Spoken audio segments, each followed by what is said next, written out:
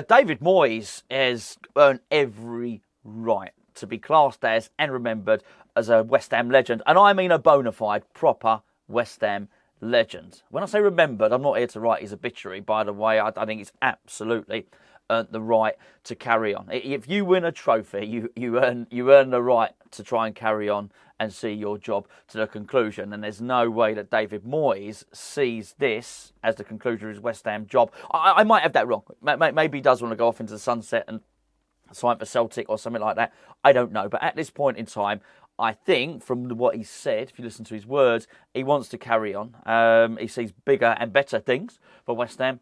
And when you win a trophy, you earn that right. You absolutely earn that right to do that. When I talk about legends as well, I do mean, when I say the very top and bona fide legends, just quantify that probably.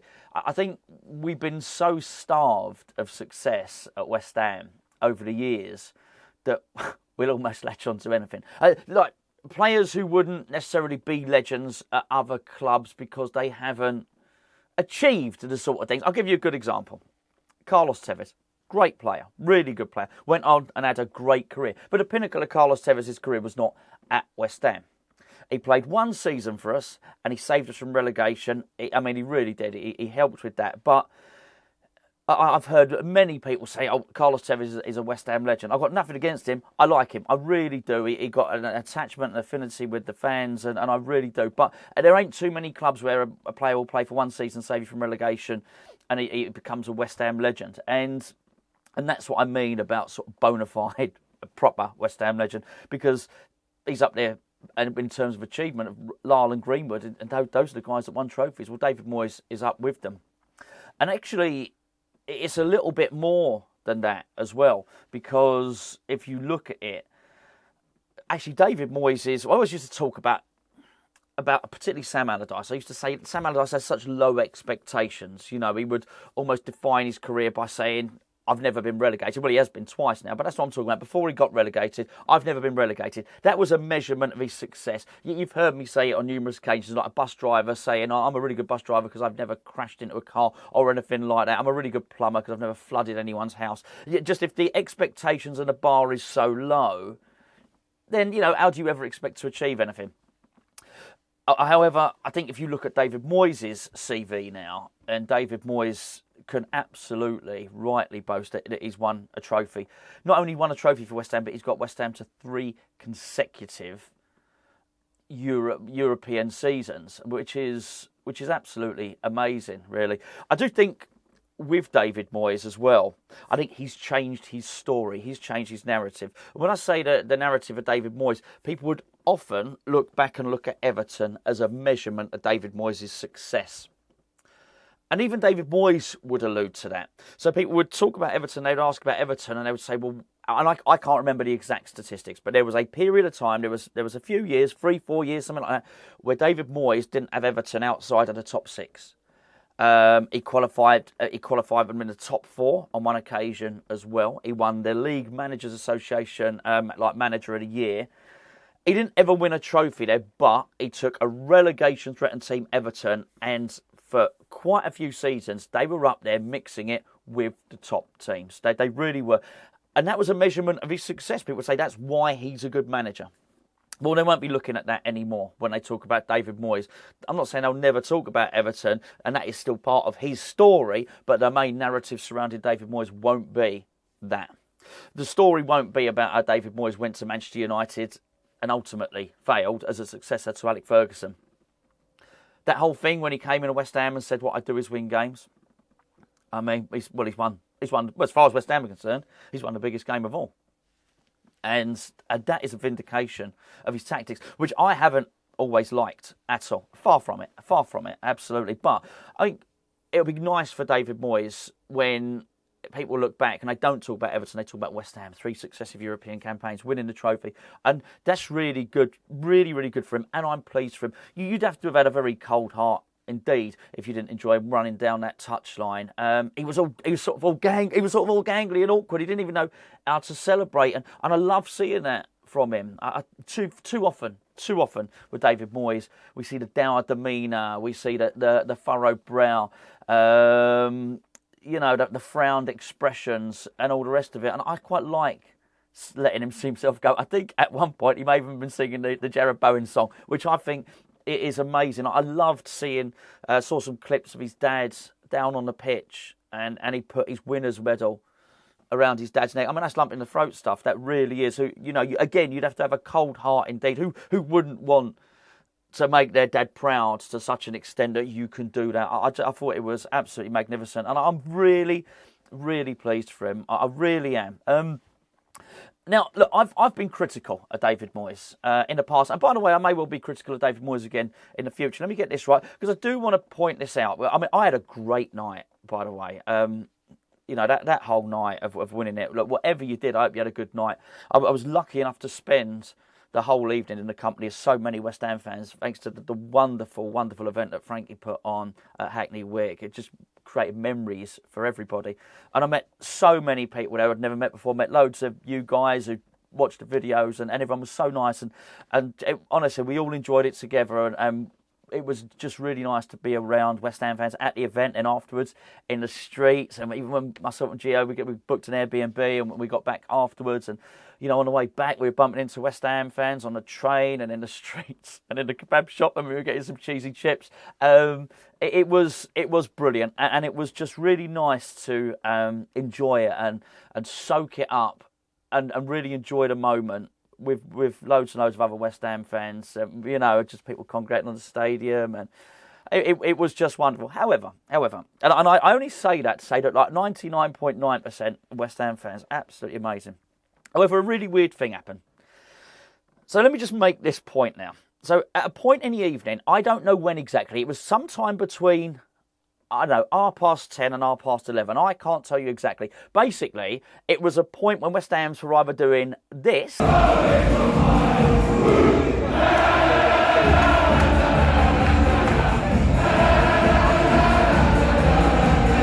or this.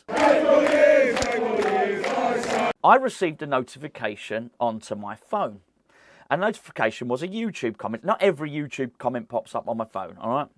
However, it was somebody who, during that time, had left a comment saying, well, there were a couple of them. One of them was saying basically, you can't enjoy this moment, right? Because you've been critical of David Moyes. And there was another one who said, hold on, Gonzo, hold on. Didn't you want David Moyes sacked? I thought, oh, God. Can you imagine? At the point, West Ham's jubilation, at the point as a West Ham fan where you're meant to be really, really happy and enjoying a moment, you're watching. So the celebrations went on. This is at some point when the celebrations are still going on that pitch. So even if you're at home, you're watching this on telly or you're out. Can you imagine in that moment? And this is what this person did. I'm not going to share his name. Well, I can't share his name because he don't use his name.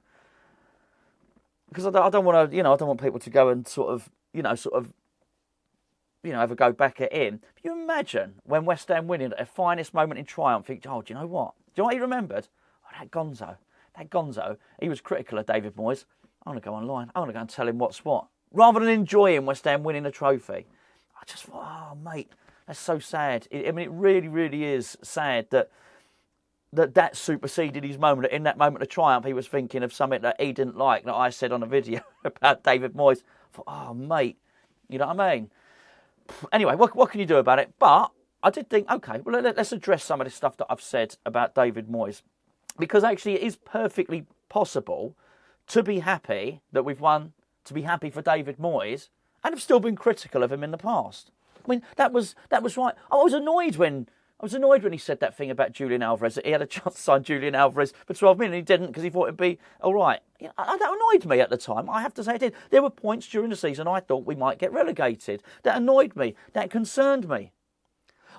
There was a point where I would have happily written off the Conference League just to stay up. I was absolutely wrong on that. Absolutely wrong. But that doesn't stop me enjoying the evening. And it didn't stop thousands and thousands of other people enjoying the evening. Anyway, there were numerous things that annoyed me about David Moyes. The constant pursuit of Jesse Lingard when it was clear it wouldn't happen. That annoyed me. I said so at the time I did the videos. There's times when we have two goalkeepers on the bench or one less substitute when I think a youngster should be on there and given a chance. That annoys me. But it doesn't mean that it supersedes my enjoyment of West Ham winning.